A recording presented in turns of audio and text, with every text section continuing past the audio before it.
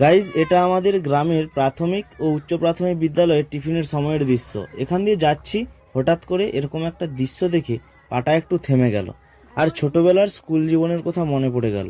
ভাবলাম তোমাদেরকেও সেই ছোটবেলার স্কুল জীবনের কথা একটু মনে করিয়ে দিই। সবাইকেই একটা সময়েই প্রাথমিক বিদ্যালয়ে পড়তে হয়েছে।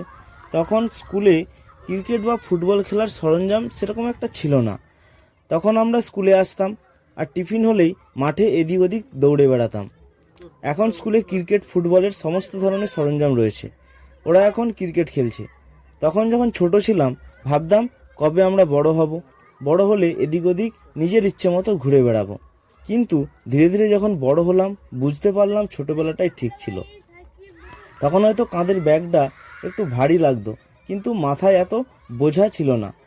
আজ যত বড় হচ্ছি তত মাথার বোঝা ধীরে ধীরে বেড়েই চলেছে। তো এ বোঝা কিন্তু কোনোদিনও নামার নয়। তাই এই দৃশ্যটা দেখে মনটা একটু খারাপ হয়ে গেছে যে এই ছোটবেলার স্কুল জীবনটা কিন্তু আর কোনোদিনও ফিরে আসবে না। তাই যে সময়ে আছো সেই সময়ে মজা করো, এই সময় কিন্তু আর কখনো আর ফিরে আসবে না। তো গাইজ, এই ভিডিওটা দেখে তোমাদের হয়তো ছোটবেলার কথা কিছুটা হলেও মনে পড়েছে।